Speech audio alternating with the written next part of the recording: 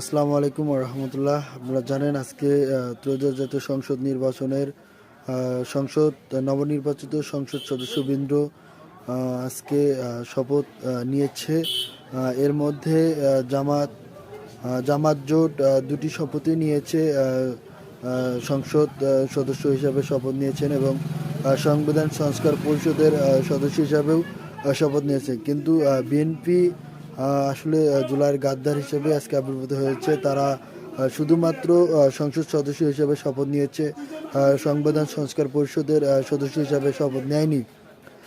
যেই যেই শহীদদের রক্তের উপরে আজকে বিএনপি ক্ষমতায় অধিষ্ঠিত হলো, আমার 1400+ ভাই বোন এবং 40,000 আহত ভাই বোনের রক্তের উপরে বিএনপি যে একটি দেশ পেল এবং সেই দেশে নির্বাচিত হয়ে সংসদে যাওয়ার পূর্বেই তাদের মেন টার্গেট হওয়া উচিত ছিল তারা যেন জুলাই সনদটা বাস্তবায়ন করে।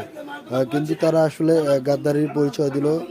তারা জুলাই সনদকে উপেক্ষা করলো। তারা 66% জনমতকে উপেক্ষা করে তারা শুধুমাত্র সংসদ সদস্য হিসেবে শপথ নিয়েছে।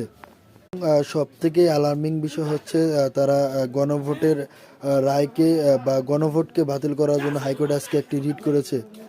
এর জবাবে শিশির মনির বলেছে, আমরা আইনিভাবে লড়াই করব। আমরা আসলে ইতিহাস থেকেই শিক্ষা পাই, 75-এ বিপ্লবীদের বিএনপি অন করতে পারে নাই এবং 90-এর যে সেটেলমেন্ট ছিল তিন দলের রূপরেখা, সেটা বিএনপি বাস্তবায়ন করেনি। এরই ধারাবাহিকতায় 24-এর যে জুলাই আকাঙ্ক্ষা, জুলাই সনদ, সেটা বাস্তবায়ন করবে না, সেটা অনুমেয় ছিল। আমি কয়েকটি পোস্টে এর আগেও বলেছি। সেখানে বিএনপির ভাইয়েরা আমাকে কাউন্টার দিয়েছে, কিন্তু দিন শেষে আমার কথাটাই বাস্তবায় পরিণত হলো।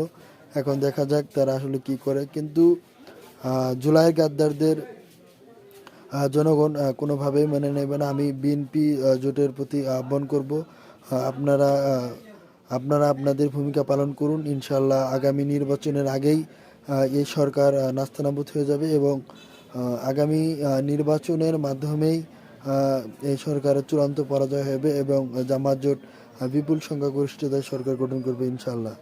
আপনারা কাজ করুন, জনগণের সাথে থাকুন, জনসম্পৃক্ততা তৈরি করুন এবং জনগণকে বোঝানোর চেষ্টা করুন কারা আসলে জুলাইকে ধারণ করে, কারা আসলে জুলাই আকাঙ্ক্ষাকে বাস্তবায়ন করতে চায়, কারা জুলাইকে ওন করে এবং কারা জুলাইয়ের গাদ্দার। এই জিনিসটা আপনারা জনগণকে বোঝাতে থাকুন। ইনশাল্লাহ জনগণ আপনাদেরকে উত্তম যাজা দেবে। আসসালামু আলাইকুম ওয়া রাহমাতুল্লাহ।